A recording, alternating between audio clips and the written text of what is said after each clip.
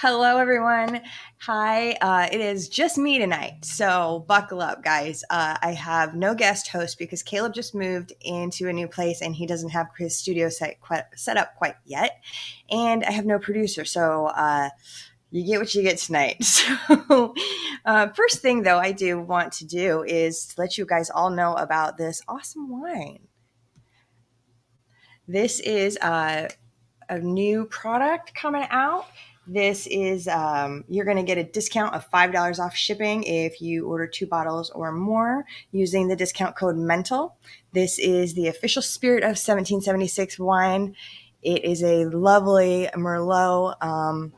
As Thomas Jefferson said, the tree of liberty must be watered from time to time with the blood of tyrants. So this wine is to celebrate that.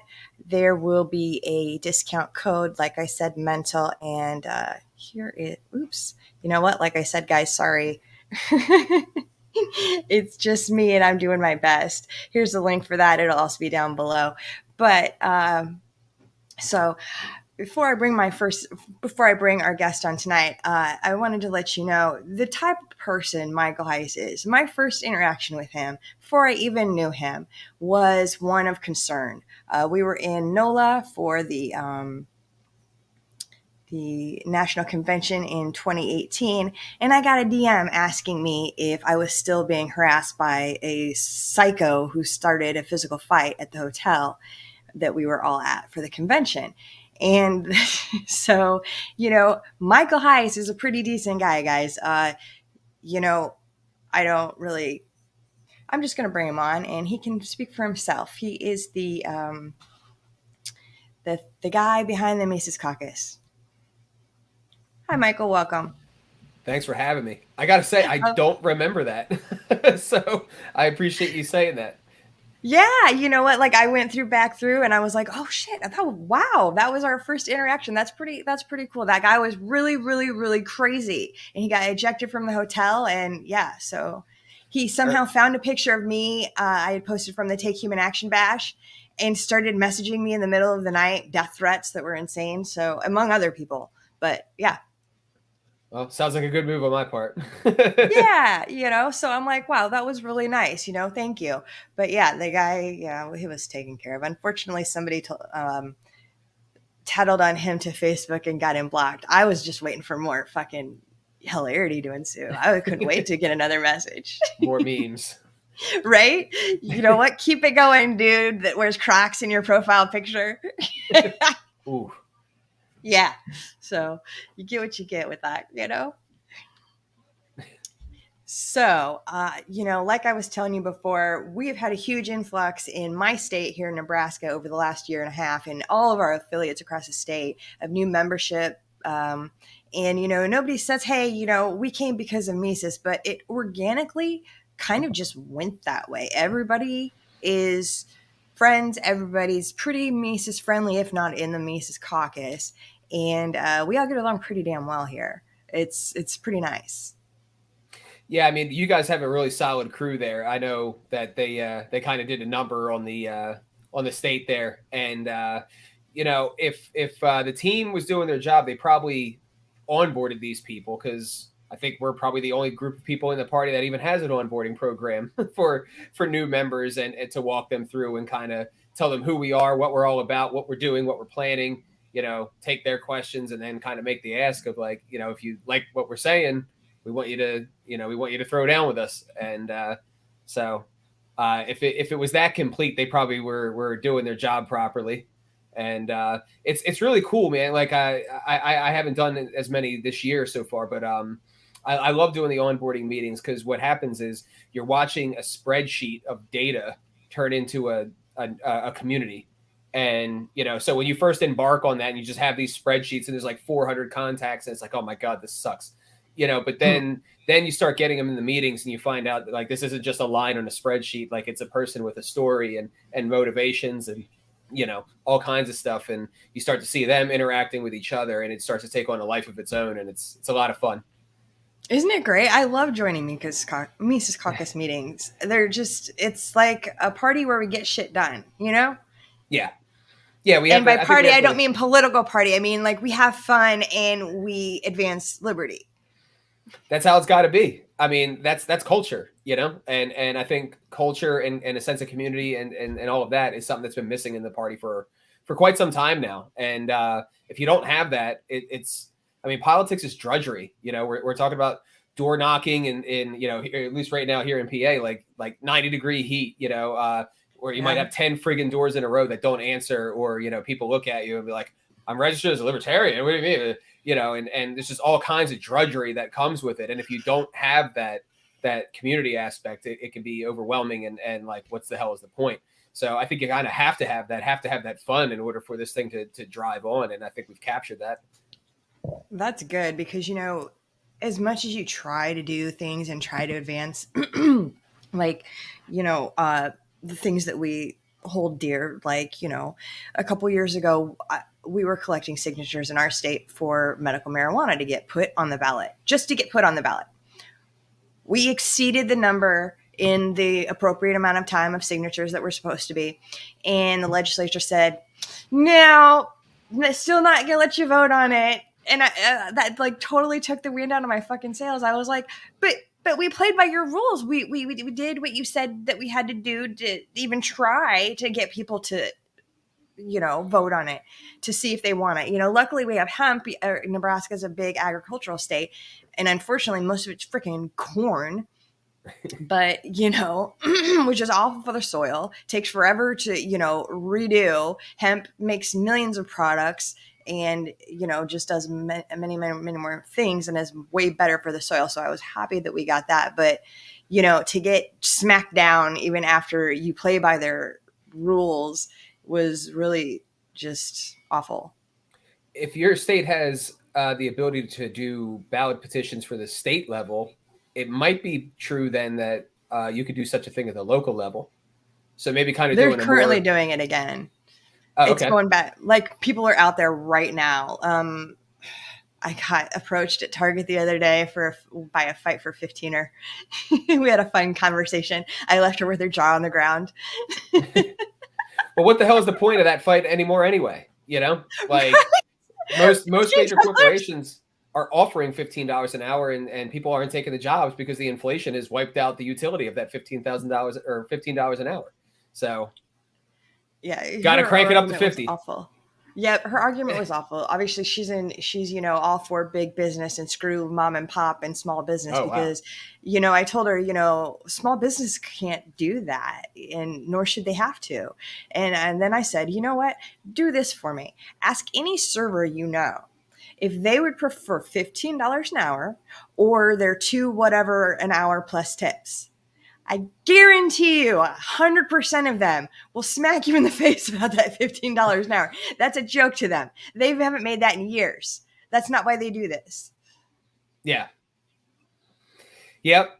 We'll see what they evolve onto with that. Maybe it's $30 an hour now. Maybe it's 50. Who knows? Maybe it'll be like what I've even seen chicken wings say market value on menus now. So maybe it'll just be market value minimum wage as the inflation kind of gets exponential over time. Oh, Christ. Yeah, she didn't like it when I said I think minimum wage should be zero. They I've usually seen the don't. workforce. I've seen the workforce. Some of them don't deserve a penny. Yeah. Yeah, it's unbelievable. I mean, my wife, she manages a Chipotle, and I mean, they've offered raises to people to work on weekends, and they just won't do it. You know, they'll hire people, like they'll get 10 applications, and maybe 2 of them will show up for an interview. You know, oh, I can't work weekends. Like it's just absolutely insane. You know, and the lack of participation in the workforce. You know, it's bizarre, and I think it's going to get worse. I think we're going to have really bad stagflation for, you know, the first time since the 70s. You know, and the Do interest you rates think hikes. Go ahead. I was going to say, do you think that's because of the generation or because of the last, what's happened in the last 2 years? Like, what is the cause of this shitty work ethic? Like, I think it's when both. I was in high school, they scheduled me, I went in. Right. Yeah. I mean, it's funny because like we have this conversation, we sound like old people, right? I mean, I'm only 33 years old, and I mean, I remember working at a gas station, and if you said you're not available on the weekends, it's like, I guess I don't have a job available for you. You know what I mean? Like, Yeah, exactly. Any retail, any job that a teenager would get, if you're not available on the weekends, go fuck yourself. They don't want you. That's when they need you. yeah. But as far as why, I think it's both. I think social media and cell phones and stuff like that have really brought out the instant gratification impulse in people. You know, and it's also opened up a lot of different avenues of making money that weren't available for people, that young people, I think, have more access to. So they're like looking at that. Like if you talk to young people, the number one thing that young people want to be isn't an astronaut or a firefighter anymore. It's a YouTuber. You know. Oh, Jesus. I knew you were going to say influencer. So there's that. But then I also think that, you know, entrepreneurs are in a really, really rough spot right now because the inflation is making it so that they have to raise prices. And they can't raise wages so much that they raise prices beyond what people who are also hurting from that inflation will pay. And so they're in a really, really tough spot with this, but of course they're the greedy ones, you know, and they're demonized right now. What? So all of a sudden they're greedy? Like what happened to these evil capitalists 10 years ago? They weren't greedy then? Yeah, no, it's only because, well, they're greedy because of Putin. You know, that's the only answer. Oh my God. Everything's Putin's fault that I don't like.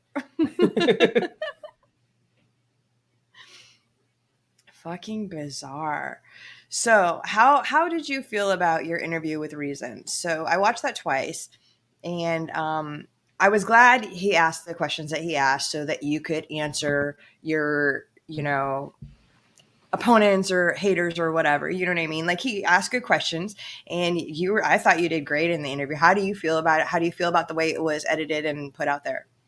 I was really happy with it. You know, I was really unhappy with the article that came out of Reason, like right after the convention, like the next day. Like it was like right in the sub headline suggesting that we were racist. You know, so that pissed a lot of people off. But then when the videos came out, that was a lot better. You know, it's funny because in the interview when Nick was asking me his questions, I kind of felt like I was like, this guy's fucking with me. You know what I mean? Like, but then I watched it and I'm like, okay, I see what he was doing. You know what I mean? He was just kind of pressing a bit. I will say it is a little disappointing that they seem to have done no research of their own to determine the validity. Yeah. A couple times you brought that up in the interview. He asked you a question and you're like, well, where are the quotes? Where did you find this information? And he's like, well, I'm asking you. You're supposed to you're supposed to come to class prepared, Nick. Yeah, do your research. But you know what I think happened, because a good follow up to those videos is Nick did an interview on his podcast with Zach Weissmuller, who was the guy behind the camera, and you know, talking about what they thought was going to happen going into the convention and what they thought leaving the convention.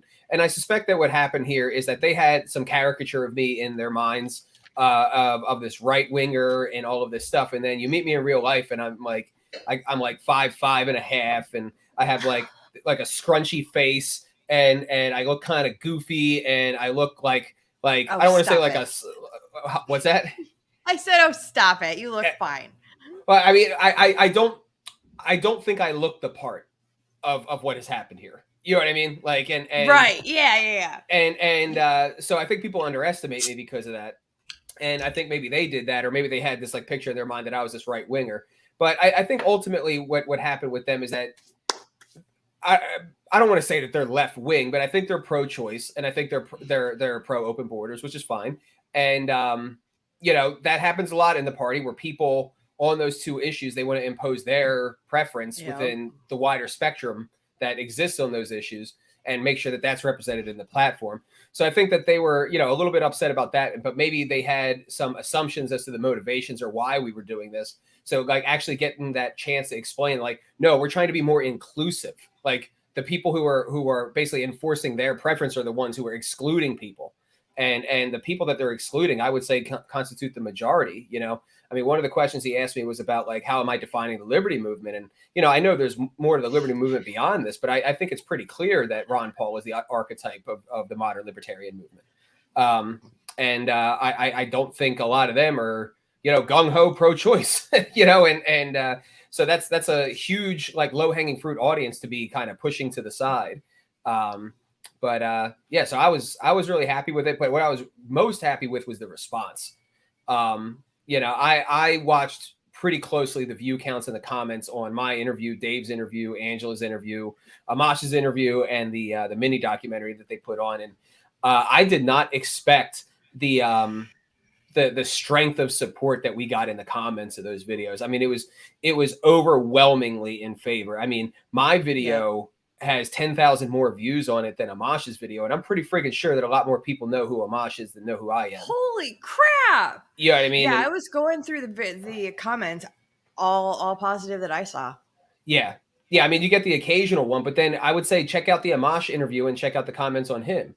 It's like a third of the comments there are in support of us. The most liked comment was basically dragging him for misquoting Mises and taking him out of context for his troll attempt on us. And that was such an odd thing to do, dude. When I heard about that, at him reading, reciting quotes and then getting booed, and like that was supposed to be some kind of own. Yeah, well, I believe, I take him at his word when he says what he was shooting for when he was making the quotes. But I also think that basically the point that he was trying to make, and he did make it in the talk, is that he in his mind, or at least what he has said, is that he wasn't trying to troll us. He was trying to make a point that, if we can boo Mises because he wasn't for anarchism, Mises is going to be a lot more libertarian than the average American, and maybe we shouldn't be so quick to jump on each other. The problem with what he did was, though, is that the book that he cited, Liberalism, which I have read, I own it, and it's from like 1922, and the book is called Liberalism. It's not called Libertarianism. The word Libertarianism, as we understand it, didn't really exist until the 60s when Rothbard took it from the anarchist left. And anarchism, likewise, was a pre-Rothbard word. We didn't have anarcho-capitalism as we understand. Like, it didn't exist until Rothbard developed it. So when he said anarchism, in the historical context of when he was talking, anarchism specifically meant left-wing anarchist.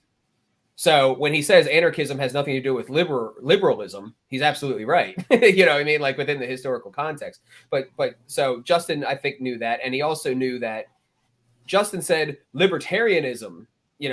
That's not the word that Mises used in the book Liberalism, or else it would have been titled Libertarianism. Where if he said the liberal believes this, the liberal believes that, I don't think it would have drawn that response. Yeah. Well, okay. I just thought that was really weird, but nobody's perfect. And like we always say, the 80-20 rule, right? Yeah. If you can agree on 80% with somebody, you can probably work with them on most things. Yeah, I mean, I've had conversations with Amash. We're very cordial. I mean, I'm upfront with him. I'm upfront that my hope is that Dave runs and wins the nomination. And I don't know what your plans are, but I still fully respect you. But that's just how I am with everybody. And, right. We've worked together. I mean, he was in support of the removing the abortion plank. I'm sure he's not going to get the shit for that we do. but right. He was in support of that. And, I would say he's not as hardcore as we are on decentralization. He's not for secession, but, he is big on federalism, and federalism is a pretty strong decentralist tool that we have in our constitutional tool belt that we need to use. So, I think there's a lot of overlap there. I think we differ on some messaging strategies or even some political strategies. I think he still kind of has this belief that,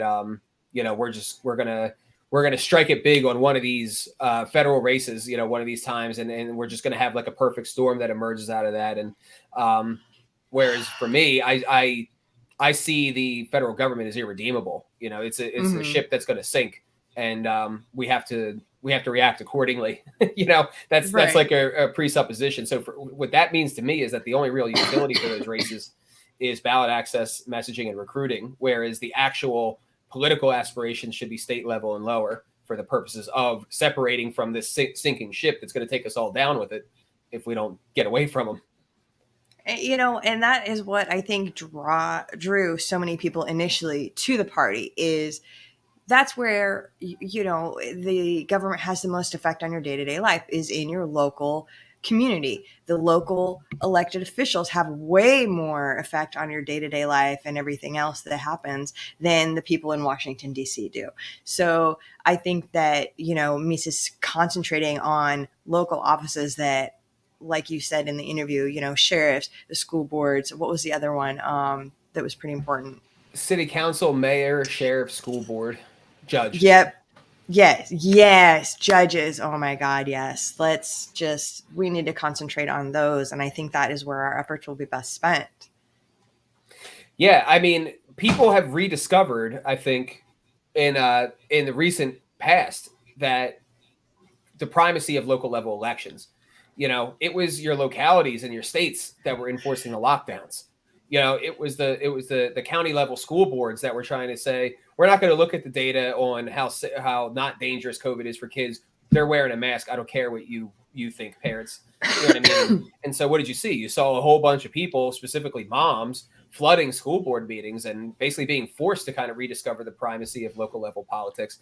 And I think, again, that provides a big opportunity for us. I think Justin Amash might look at races like that and say, well, nobody knows who their city councilor is. And I understand what he means by that, but that's on us. But they yes, and they may not, but they should. They don't need to. Like they don't need to. What they need to know is they don't need to know. Let's say I got elected to city council here. They don't need to know Michael Heise decriminalized weed in Norristown. They need to know libertarian weed decriminalized. That is now a difference in your life in the town. Like that's all that they need to know. And it doesn't have to be for them. We don't need name recognition personally. We need brand recognition and brand trust. And I talk about the trust element of it a lot because I think what's happened here is that politics is inherently divisive, and the more that we politicize society, the more that we're going to divide society and lower the trust across society. And trust is really the currency that holds society together. If you don't have that, then you're basically at war, and so because of that, I think it makes it very difficult for us as libertarians to kind of have the conversations with people on either side of the aisle, because people don't really act out the premise that their political philosophy and like engaging in a good debate, is the thing that animates and motivates their actions primarily, so until we get to a point where we earn their trust somehow, they can, even though we have the best arguments and the best ideas, I think they're going to continue to dismiss us because A, we don't present a threat to them, and B, we don't present a value add to destroy their enemies. And until we can kind of breach that, I don't think they're going to listen to us. And so we've got to generate trust by being the catalyst on the issues and things like that. I agree. Like, I think it'd be great if we could get a bunch of, like we have been doing over the last year. Hundreds of libertarians have been elected to local offices across the country. If we can say, look at all these people and all of the things that they have done to make their localities better.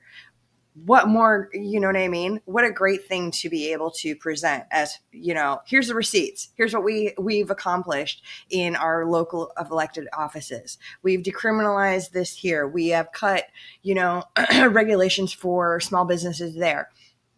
I think that would be perfect to get us going into larger offices. Yeah. Yeah, absolutely. I mean, the other thing is that the party to this point hasn't really, they'll say, oh, well, we need to focus on elections and all of this. And then they don't have any strategy to that. They kind of just throw spaghetti at the wall. And then in the instance that people do get elected, they've got nothing for them. Like here in my state, I won't name her, but there was a woman who won mayor in a town, and she ran against, it was a head-to-head with, I believe, a Republican, and she won. And, I talked to her. I was like, so, what's your plan? Like you're the friggin' mayor. You know what I mean? Like you can introduce legislation. Like, what are you going to do? Well, I just kind of want people to get familiar with the idea of libertarian governance. Okay. No, honey. No. What does that mean? What does that mean? Like, how are you going to do that? Like, how are you going to differentiate yourself? How are you going to differentiate our brand? I don't know. Well, okay. Have you ever heard of nullification? No. What's that? So I walked her through that, and I gave her, a documentary, and I gave her a book, and and basically said, all right, it's a red town, right? Yeah, okay, here's gun sanctuary legislation. You need to introduce this. Um, that's so we need to train people to make sure that they even know, because it's not good enough to just get elected. We've got to be pit bulls in there. We're going to have to be very, very active to prove ourselves and make ourselves be known and make our effect felt, Absolutely. So, a lot of people, including myself, were really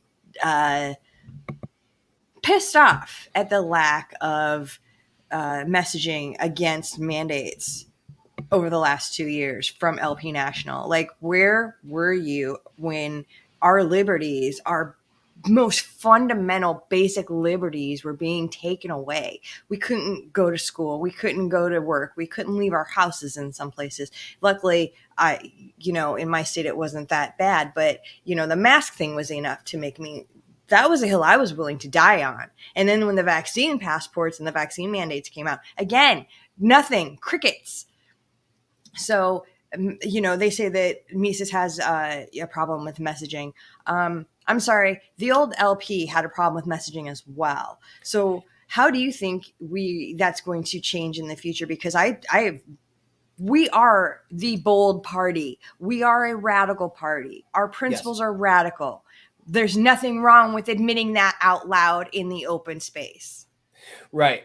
Well, I think one of the things that differentiates us between us from them is some people are not going to like hearing this, but principle is not enough. It has to be. There's no context. There's no hook on that if you're not applying the principles in a way that are relevant to the times and the issues at hand that people care about at present. And I think that's a good characterization of the Jorgensen campaign and kind of the issue that you're getting at. Because, you talk to the old guard and it's like, well, why the hell didn't you? And masks, people can wear them if they want them. And, the CDC said that they're effective and all this thing. So they're beholden to and this is the thing. You can have a libertarian principle and still be beholden to the mainstream narrative. And this is another thing that I think we're about to get much better at understanding, is that, we as libertarians, we focus on the NAP and we focus on the force of the government, and for good reason. That's at the core of our philosophy. But the fact of the matter is that the primary method of control that the government exerts is not its force. That's the iron fist that's underneath the velvet glove. The primary method of control is mind control. It's the control of information. It's the control of the narrative to then make us socially enforce their standards on each other so that they get away scot-free. So before you can ever so the principle is not enough if you don't challenge the narrative, because the narrative is the thing that people bite into. It's the hook, so we've got to nail the narrative before we can get them to buy into the principle. Well, when we're beholden to the mainstream narrative, even if we have a libertarian principle behind it, what we're doing is we're signaling that we're not a threat.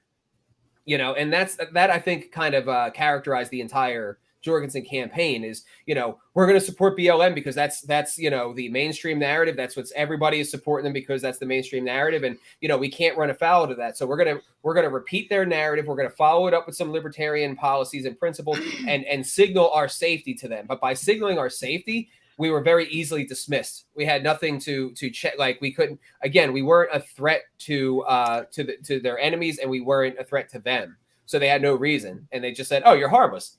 I can very easily and safely ignore you."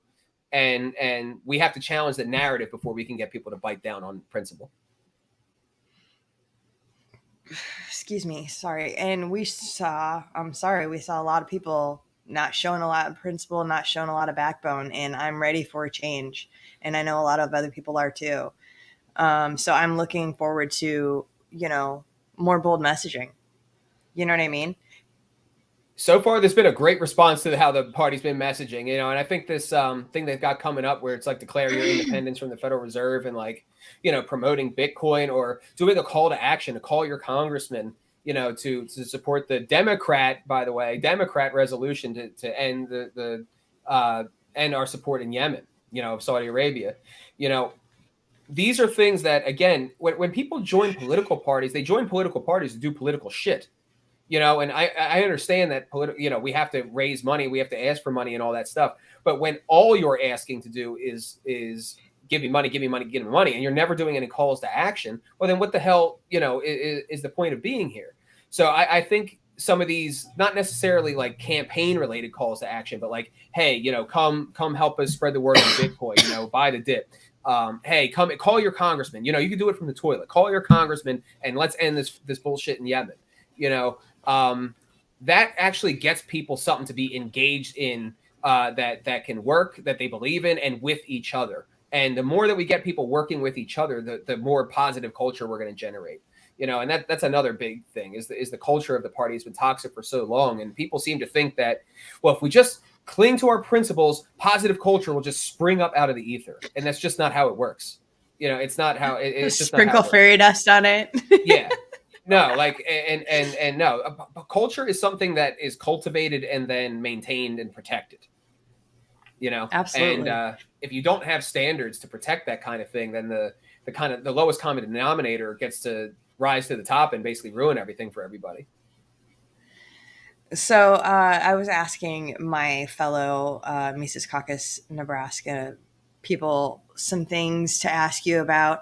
Somebody said that somebody actually came up to them and said that third parties are a danger for our children. Nice. How do you respond to that? How do you, like, I don't even know what I would say to a person in person. Like, I would be so taken back. I don't know what I would say. The proper response is to laugh. The proper response is to laugh.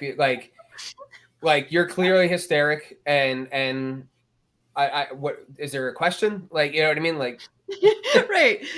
Like, how exactly is a third party existing a danger to your child? So, I mean, maybe these are the same people that think that, because some people think the earth is flat, that, that their world existence is going to change dramatically. Like, let the flat earthers go join their flat earth club and think that they're going to fall off if they go too far. You know what I mean? Yeah. They're not hurting anybody. Let them have their little delusion and their little club.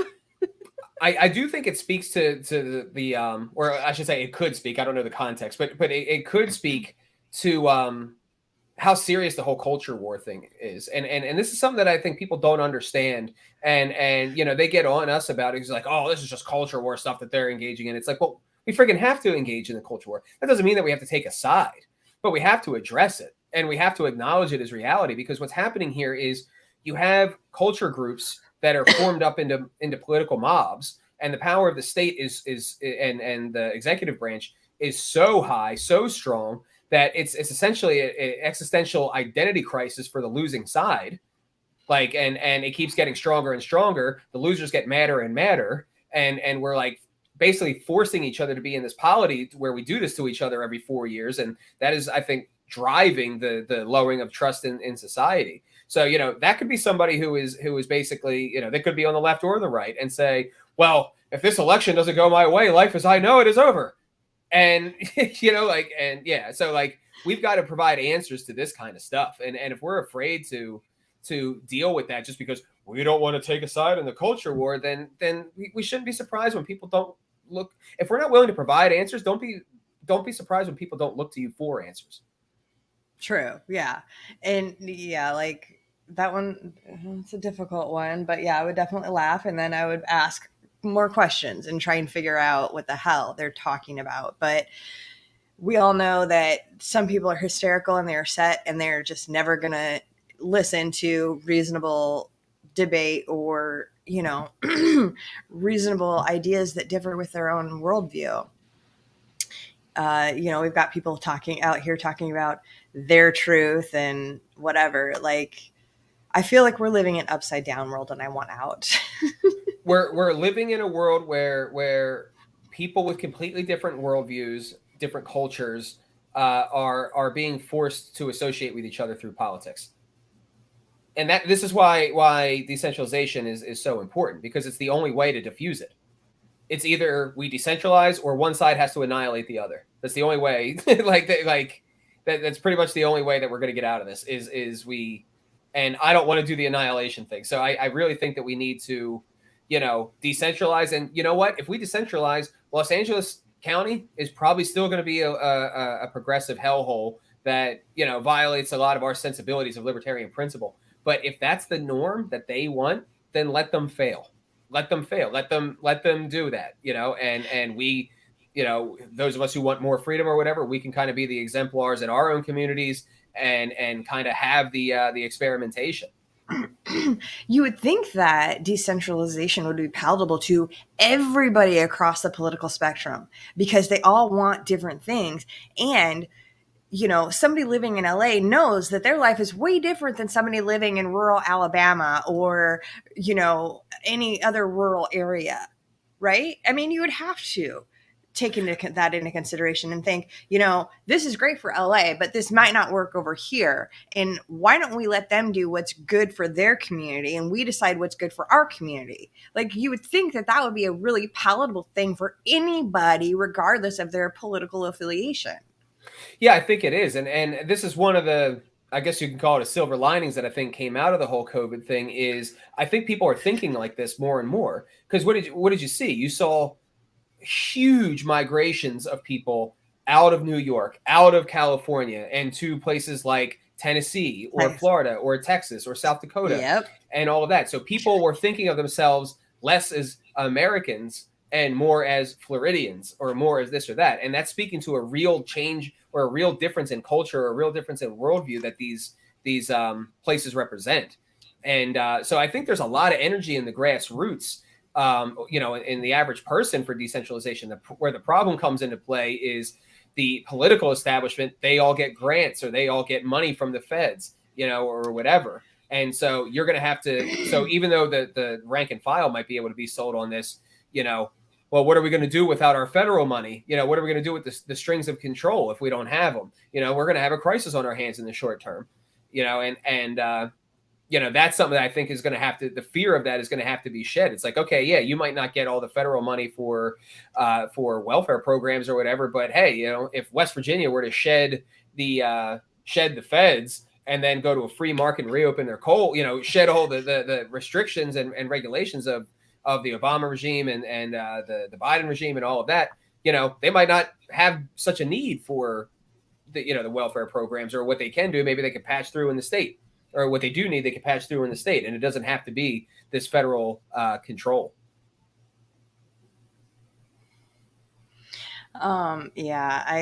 Sorry. Trying to do too many things here right now. Hopefully that is the direction that things will go in the next couple of years, with, all the liberty activists that we have on the ground in all of these states that are doing such amazing work. Too many to name, obviously. But so what do you think we can do better in the next couple of years since we've kind of, taken control? Well, the messaging and recruiting is first and foremost. We're going to need an army of people in the party because, it's great to convert normies and all that stuff. And, and I do want their votes. But if we don't have a base of hardcore people in the party, who is running for office? Who is supporting these people who are running for office? Who are the campaign managers? Who are the door knockers? Who are the people who are going to, man the table at the county fair? These are going to be the people that ensure that we do win elections. So you have to have that base. And that's how you're going to get the nullification effort. So I think messaging and recruiting and then training for how to do these things is instrumental. But I also think it's got to be done in a structured way. It can't be this, well, we make $2 million a year as a national organization and we're just going to do everything. Like, no, we're going to have to kind of chart out a path, a strategy, and a plan, and follow that plan and kind of reevaluate as we go along to see the results. And this is part of what the structure of the caucus is all about is, without something like the caucus that maintains organizational control, more or less, where we can kind of guide the democratic process, you can't have a long-term plan. Because what we've seen to this point is that the democratic process that governs the Libertarian Party, when left to its own devices without some kind of organizational apparatus guiding it appeals to the lowest common denominator, and you get a completely hollowed out Libertarian Party that doesn't even know what to do when you have hardcore tyranny for, people are locked in their homes for a year, and so, we have to beef up on that, and we have to pick a strategy. And I'm a little biased, but I happen to think that our localization nullification strategy is about as good as it gets. Using national candidates, national races for the purposes of recruiting and funneling down into local action. I think that is the way. So when you say, I'm sorry, I just totally lost my train of thought. When you say decentralization and nullification, what do you mean by nullification? So nullification is basically the way it works is Article 1, Section 8 of the Constitution outlines exactly what powers the federal government is supposed to have or is allowed to have. And then the 10th Amendment comes along and says anything not explicitly enumerated in Article 1, Section 8 is not in the purview of the federal government and is therefore left to the states and the people. And the people means the locality. So if you go off of Article 1, Section 8 standard, it would be a very radical change. It would be a very radical change. It would be federal government is not involved in healthcare. Period. They're not involved in education. Period. There's a lot that you can use that with. Now, so nullification is basically the states or the localities even asserting their sovereignty as not governed by the feds when they go outside of the bounds of that Article 1, Section 8 standard. So like the best example, the most popular example of this is weed legalization. Weed is still Schedule 1. It's heroin. Yeah. But basically what the states are doing is saying, fuck you, send the army. You don't like it, send the army. Kill us. And they're not going to do that. And so when you consider how bureaucratic the state is, how outnumbered they are. I mean, even just like us to IRS agents, it's like 200 to 1 or 350 to 1 or some crazy thing like that. They just, if we have pockets of resistance all over the country, all these towns saying, fuck you, come kill us on our gun control. Fuck you, come kill it. Anything that's not in Article 1, Section 8 is up for this. What are they going to do? What are they going to do? Invade the country? They can't. Yeah. Well, since we can't have weapons of military, grade. Yeah. At least not officially. Not officially. My tank's on order. It's fine. But no, I think that's the way we got to go. And again, because if I'm right, and people, let's say the counterculture of this country, due to the COVID regime, really does want more freedom, and they're grappling with what freedom is now that the government, basically destroyed their businesses and destroyed their savings and destroyed their dollar and destroyed their economy and their liberties and all of this stuff. I think people really are grappling with this now. And they're grappling with the fact that it was the local governments that did it, and they're looking for something to do. And so we can kind of exploit that and basically assert what they want at these local levels and start to build that trust. Yeah, you'll end up with like a 1993 Jeep Wrangler. Right? Or like a mini toy tank. It works great. It rolls. So, yeah. Oh God, Michael, we could go on forever. So, the last thing I wanted to talk about was, I don't even remember. I'm so sorry. Well, we were talking about Article 1, Section 8. We were talking about nullification. Yes, we were. Yeah. Okay. So nullification. So how do we accomplish that? Is that part of just, getting local liberty people elected in local offices so that we can get that shit just gone? That's one avenue. That's one avenue, but you don't have to have somebody elected to do it. I mean, if somebody elected, then, it cuts a lot of the legwork. You have somebody reliable that you can go to and say, hey, can you please do this weed thing? Or can you please do this gun thing? Or, whatever. But you can just do it. And I personally have done this, and I'm doing it right now. You could do it just by lobbying at the local level. Start going to your city council meetings, start shaking hands and making relationships with your city council meetings, or God forbid, even your chief of police. You might be surprised what you can get done, because I mentioned this in that Reason interview, but there's this gap there's this gap between what the rank and file progressives want or the rank and file conservatives want and what they're being given by the political establishment. So like your rank and file conservative might really be serious about their Second Amendment rights, but they're not being given that by their city council in the form of a gun sanctuary. So that allows us the opportunity to kind of utilize that populist energy of Second Amendment of your rank and file local conservatives in a red town to come in legislation in hand, which we have, and say, hey, gun rights, we're all about it, right? Right? We're gonna fight off the feds if they fuck with us, right? And basically be that catalyst and push the envelope on these areas of overlap in our localities. And you can do that by just lobbying, and you could even run a campaign like that. You could go door to door and knock people and have them come out to city council or submit testimonials or whatever. Or in states like yours where you have a ballot initiative, oftentimes you can launch a ballot initiative at that local level too. You might have to look at the local regulations on how many signatures you got to get or what the process is, but you can do that at that local level. And so, like, let's say, in your state, you're fighting for weed legalization. Well, how much pressure does it put on the state if you get like 8 major cities or like 4 of the top 10 towns of the top most populated towns in the country, or I'm sorry, your state, to decriminalize? Oh, that's at that adorable. We have like 2 major towns, but thank you. Well, relative to yeah. State, yeah. But yeah, I get what you're saying. It hopefully this time around it will put enough pressure to get on the damn ballot, because I know that we can get the signatures. I know that there's a lot of people dedicated to this. I know that most Nebraskans are for it.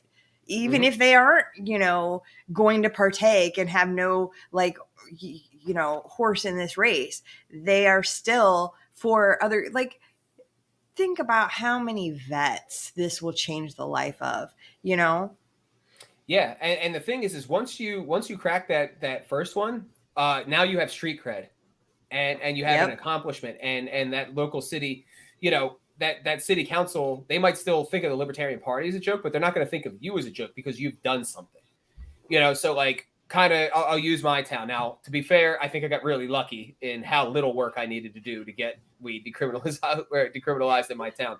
But good for you though. Right. Basically, I showed up. I did introduce myself to the chief of police, and just straight up asked him, what's the state of decriminalization? And his answer was, I don't know, but it's time. We got to stop doing this. And I was like, holy shit, so, I'm like, okay. And he said, well, if somebody does the work, then I will support it. I'm like, I got it. Yeah, I will do that. So I got the chief of police on my side, like from the gate. That helped a lot. And I did I put myself down for time to speak at the city council meeting. I spoke to why I think it should be decriminalized. I gave all of my libertarian talking points, but then I also threw in some, hitting the left from the left type of arguments. Weed legalization is on the Democrat Party platform of Pennsylvania. Why is it taking a random libertarian? Are you guys? Yeah, exactly. And they appreciated that. Then I did a second session with them where I was able to have more of a Q&A type of thing with them. And I brought in somebody, total TDS Biden supporting progressive, but he was the head of a organization called the Keystone Cannabis Coalition. It's like the biggest grassroots weed lobbying organization in the state. And he just has a level of polish that I don't, and speaks their language. And, he knew I'm a hardcore libertarian, but we both wanted this issue. So I brought him in, he spoke their language. I got an email from the city councilor not long after that weed was going to be decriminalized, and there was local news articles about it. Not long after it became decriminalized, the 2 small towns on either side of my town decriminalized themselves. And so what I'm working on now is the city councilor that helped me with that. I had to sit down with him not too long ago to talk about decriminalization of psychedelics and push that envelope. Now, I don't even have legal weed in this state. You know what I mean? So, and to my surprise, I got him using the scientific arguments and all that stuff. I got him to buy in on this. And so he asked me for more information. So then I went to, I back in 2013, I did an interview with somebody who is now one of the lead clinical research scientists at Johns Hopkins University on psychedelic therapy. So I went back and circled with him, said, hey, would you be down to meet with, like, do a Zoom meeting with my city council to, like, answer questions? He said he would be down to do it. I gave information to that city councilor, and I don't know if it's going to happen or not, but if it does, what that now, so, and again, I'm just kind of walking you through a process. But here. what kind of breadcrumb trail is possible when you start down this road. So let's say we get psychedelics decriminalized in my town, which isn't an insignificant town. I mean, it's not huge, but I think there's like 60,000 people here, and it's the biggest town in my county. And but let's say that happens. My next move will be to go back to those weed groups and say, listen, guys, the Overton window has shifted. I just got friggin' psychedelics decriminalized in my town. You guys need to take this legislation that already got passed in my town. You need to email it to all of your people every day, and you need to encourage them to go to their city councils. We need to get another 15, 20 towns decriminalized. We need to force the state to legalize. And then once that happens, then the decriminalization or the legalization path for psychedelics starts to seriously open up. I also happen to have a Republican state rep who just put forward a bill to research shrooms for veteran PTSD purposes. Oh, good. You know what I mean? And so now I have that in my like narrative arsenal. But my point in saying all of this is that, you might think, okay, Mike, you just decriminalized weed in your little town. Who cares? But 2 towns did it after that. And now this avenue is opening up. And if I could plow through that, now we're talking a serious avenue to be recreational in the state, and there's all kinds of shit that can happen with this path. Yes, it's a step-by-step. It's small steps. Like these are what you're talking about is like we had a new group pop up here during COVID called NAGO, Nebraskans Against Government Overreach. And they have done amazing things. I love them. I love the leader of the group. Her name's Allie. She's great.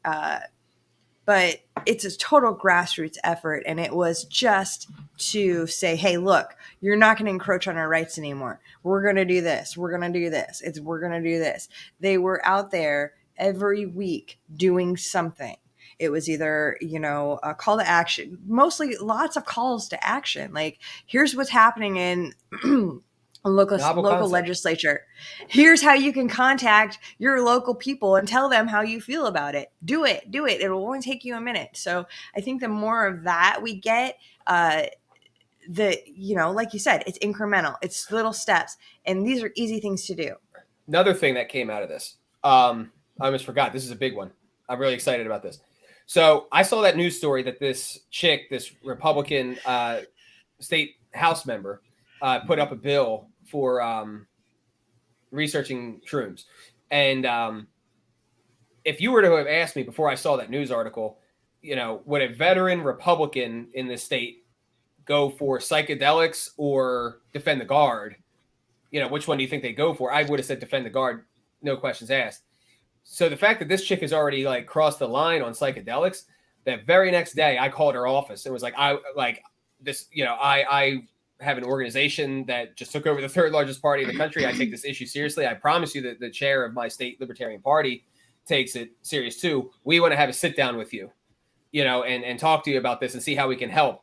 And so I got that sit down. We're going to be sitting down with her on the 20th of July. And what I'm going to do with that opportunity is I want to talk about the bill, but again, she's a veteran. She's doing this for veterans purposes. So I'm going to come with a physical copy of the language for defend the guard and slide that to her and see what happens. I've got to tell you, I've done a lot of interviews on my show over the last, 4 or 5 years. The ones that bring me to tears are the veteran activists who talk about how the more care you get from the VA, the higher your likelihood of suicide raises. Christ. It is. Yeah. It was like I did Taxationist Theft Fest a couple years ago, and I interviewed a couple of vets, and that was, what they were on to talk about. And I was literally crying through interviews because it's fucking heartbreaking. They put so much of their life forth for the country to defend our rights, to defend the Constitution. They come back. They're supposed to have all these benefits from the government, and the government benefits are fucking shit.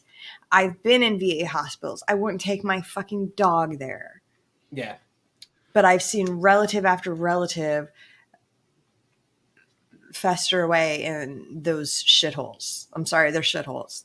And Yeah. our vets deserve better. So I think the more we can get out there with the cannabis, the more we can get out there with the, the shrooms and all of that, this will help people immensely. Oh yeah. Yeah, I sometimes, again, like I was talking about earlier about like people look at me and I don't think I look the part that I'm in. um, it's the same thing with, I kind of have that same feeling about like, I'm the Mises guy, but I'm like on fire about the psychedelic thing. Like that to me is honestly like a top 3 or 5 issue, because I think Good. what you're seeing happening in the country, I mean, there's the veteran aspect and that's huge, but even beyond that, I think what you're seeing in the country is, kind of going back to what I was talking about, where like you've got these different culture worldview groups that are basically at war with each other through politics. And the environment that creates within those in groups is basically a single-mindedness and essentially or ideological possession, if you're familiar with that term. And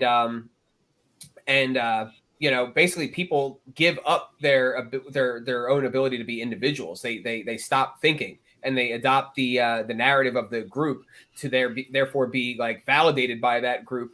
And that can get real out of control real fast. So I think basically we're seeing a ideologically based psychosis like overtaking the country. And I think that I think that the psychedelic thing, beyond its surface appearance, has huge implications to give people their individuality back, mentally. Yep. That's huge, because an individual that finds themselves and then finds like an aim, like finds purpose, essentially. The power of that is immense. Because then, Immense. yeah, and I think that could happen for a lot of people through this issue. Yes, there's like, I focus on the vets, but there's a tremendous amount of people with PTSD and other issues that would, benefit greatly with, microdosing or however they choose to medicate themselves with shrooms or THC or CBD or whatever their cocktail needs to be, that doesn't need to come from big pharma, Yeah, because the more you're medicated, the sicker you're going to get, probably. yeah. Oh, that's another change that I'm looking forward to seeing, is the LP has a rap for being simps for corporations.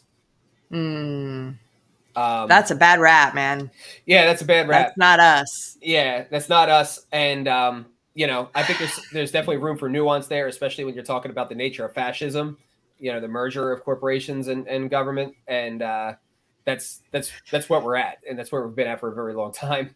So that's another one that I think is going to be huge, is kind of seeing those mega corporations for being a layer of the control scheme right there with the state.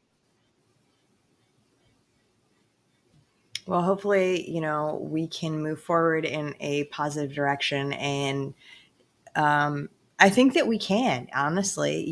We have a lot of liberty activists on the ground right now who are so fucking passionate, and they're kind of new, so they aren't worn out. They haven't been chewed up and spit out yet. You know what I mean? Because once you get involved in this party, you dip your toe, and before you know it, you're involved in 10 committees, you're doing outreach in 20 areas, you're pulled in 5 different directions at all times. So hopefully we can now focus and not be pulled in a bunch of different directions and achieve the goals that we need to advance liberty in this country, because I think that is what a neat goal. Yeah, That's what this country's about, and let's get there again. I Let's get back there. I talk a lot about, and I don't really hear other people use the word in the context of this game that we're all playing. Part of positive culture is faith.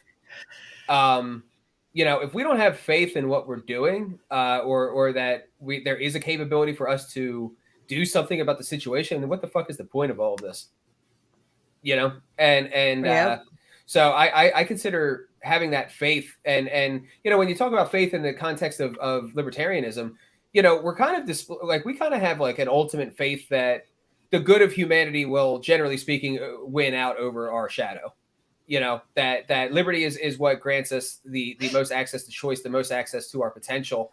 and that we will utilize that, not everybody obviously, but that on the whole, that we will utilize that potential to reach the peaks of who we are. And that's the opportunity that liberty grants us.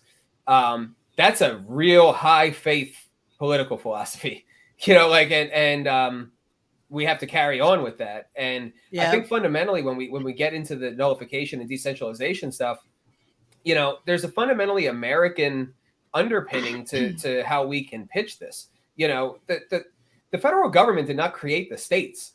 The federal government, or the states, came together and had this really bad idea of creating the federal government. And they don't own us. Like the states own them, and the people own the states, or at least that's how it's supposed to be.